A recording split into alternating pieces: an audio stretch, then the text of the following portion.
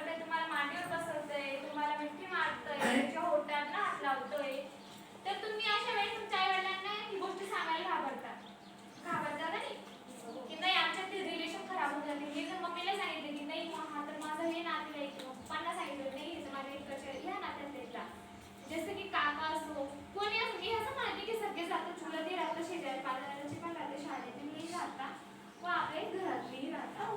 त्यानंतर काही खूप सारे म्हणजे तुम्हाला एक खरं गोष्ट रामायण मधला रावण माहिती का सगळ्यांना? माहिती? त्याला किती तोंड असतात? 10. पण बेटांनो तो रामायणातला रावण 17 पट चांगला का? कारण त्याचे 10चे 10 तोंड तो बाहेर ठेवायचा.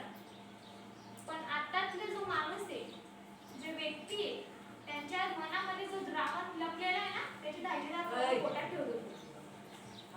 म्हणून सहसा तर कोणाच्याशी गोड गोड बोलतोय तर त्याच्या लगेच बोलायतून जायचं नाही.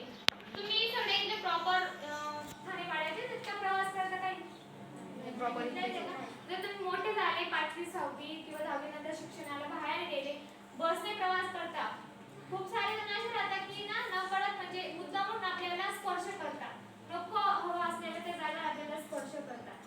तर अशा व्यक्तीपासून काय करायचं, आपण नेहमी लांब राहायचं. समजलं? आणि मिठी मारली तर तुम्हाला आवडेल? नाही आवडणार ना? आहे बघा एक चांगला स्पर्श. जेव्हा मला ओळखणारी व्यक्ती मला मिठी मारते, तू कशी आहेस, तेव्हा तुम्हाला कसं वाटतं? चांगलं वाटतं ना? म्हणजे तुम्हाला स्पर्श समजला की आपला व्यक्ती, आपले आई वडील किंवा आपला मित्र आहे किंवा आपली बहीण आहे, आपला भाऊ आहे, आता जवळचा व्यक्ती त्याने आपल्याला मिठी मारली तर ते आपल्याला आवडेल. पण त्या जागी जर अनोळखी व्यक्ती आला तर त्याला मिठी मारू द्यायची नाही, लगेच लांब व्हायचं त्याच्यापेक्षा.